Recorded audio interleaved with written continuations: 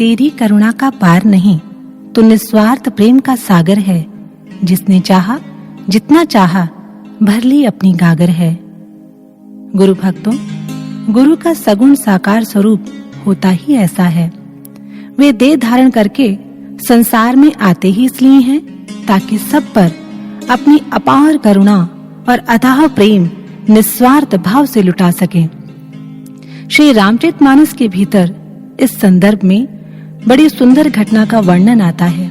कहते हैं, एक बार भगवान श्री राम माँ सीता सहित वन मार्ग पर चल रहे थे। वन की उबड़ खाबड़ पथरीली और कंटीली डगर थी। सहसा चलते चलते प्रभु थमकर एक शिला पर जा विराजे। इतने में प्रभु ने अपने चरण कमल उठाए और सहजता से उन्हें निहारने लगे।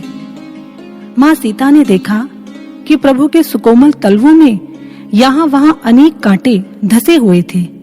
यहाँ तक कि रक्त की नन्ही नन्ही धाराएं भी झर रही थी।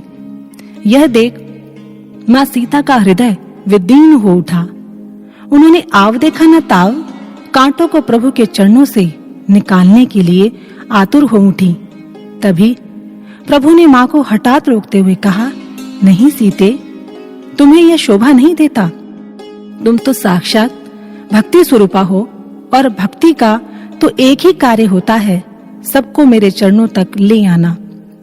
फिर चाहे वे कांटे ही क्यों ना हो, तुम्हारा उन्हें मेरे चरणों से अलग करना अनुचित है। यह सुन माँ सीता व्याकुल हो उठी और कहने लगी, हे प्रभु, फिर आप स्वयं ही इन्हें शीघ्र निकालकर बाहर फेंक दें।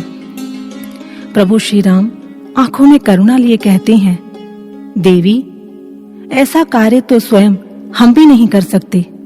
देखो ना, कितनी गहराई तक इन्होंने मेरे चरणों में समाने का प्रयास किया है, कितने विश्वास से मेरे तलवों में शरण ली है। कांटे ही सही, पर कैसे इन्होंने स्वयं को मुझे समर्पित किया है। और ऐसे समर्पित शरणागत मुझ पर आश्रित हुए कांटों को मैं निष्ठुरता पूर्वक कैसे ठुकरा सकता हूँ। सच्ची है भगवतजनों, ऐसा ही विश्वास और पूर्ण समर्पण समय के सद्गुरु हर शिष्य से चाहते हैं।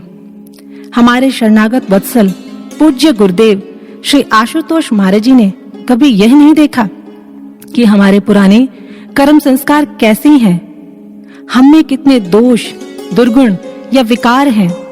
वे तो मानो समाज के खुले प्रांगण में नंगे पांव ही चल रहे हैं। फूल कांटों, कंकड़ पत्थरों आदि जैसे जीवों को भी खुला न्योता देते हैं कि आओ, बेझिझक ब्रह्म ज्ञान की अलौकिक छत्र छाया में आओ। वे निस्वार्थ भाव से सबको अपना ममतामयी आंचल प्रदान कर रहे हैं, सबको अपना रहे हैं। और जिसने भी उनकी इस अलौकिक छाया को पाया, उसके तो बस यही उद्गार होते हैं, चारों ओर चिंताओं का घोर अंधेरा था, इच्छाओं वासनाओं के तूफान ने जीवन को घेरा था। तब जिसको पा जीवन को प्रेम की ठंडी छांव मिली, पाकर जिसे जीवन की सूखी मुरझाई कली खिली, जिसे पाकर बढ़ता पुण्य कर्मों का कोश है, वे केवल मेरे प्यारे सद्गुरु आशुतोष हैं, सद्गुरु आशुतोष हैं। भक्तजनों, हम सच में परम सौभाग्यशाली हैं जो हमें ऐसे पूर्ण सद्गुरु मिले जिन्होंने हमारे अंतर्घट में परमात्मा का दीदार करा दिया। ऐसे गुरु को पाकर एक सच्चा शिष्य जान लेता है कि पूर्ण को दिखाने वाला उसका गुरु साकार रूप में स्वयं पूर्ण है। फिर उसके भीतर प्रकट होते हैं पूर्ण समर्पण के भाव, अपना सर्वस्व न्योछावर कर देने की धुन, उनकी हर आज्ञा व आदेश पर 100 बार जीने मरने की चाहत। उसके कर्मों में यदि कुछ झलकता है तो गुरु की आज्ञा, गुरु की सेवा। उसके विचारों में यदि कुछ समाया है तो गुरु के आदर्श, गुरु के विचार। उसके श्वासों का यदि कोई स्वामी है तो वो उसके गुरु ही है। उनका सुमिरन उनकी याद है। परंतु भक्तजनों, कब भीग पाता है शिष्य का रोम रोम समर्पण की ऐसी भावपूर्ण वर्षा में।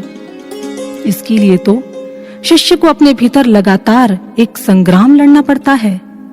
बेकार जाती अपनी हर श्वास में सुमिरन बसाना होता है।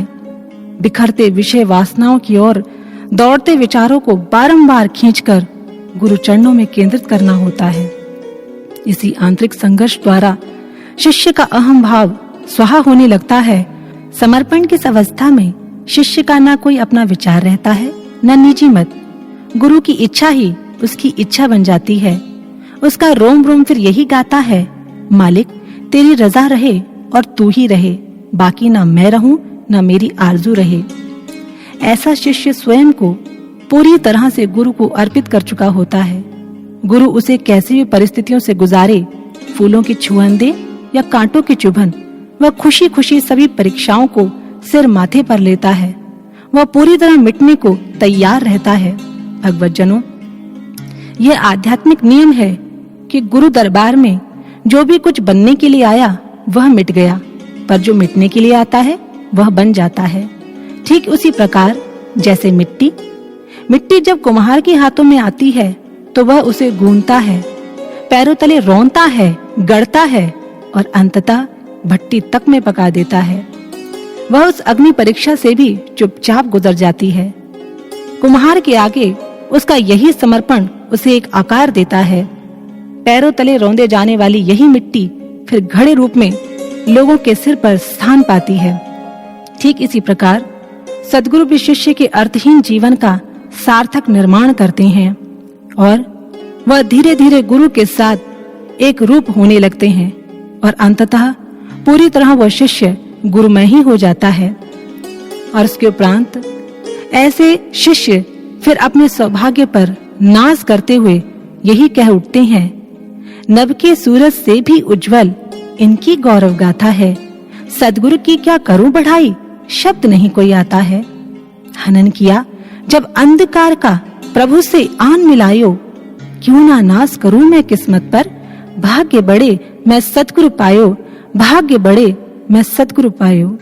बोलिए सर्वश्री आशुतोष महाराज जी की जय, सच्चे दरबार की जय।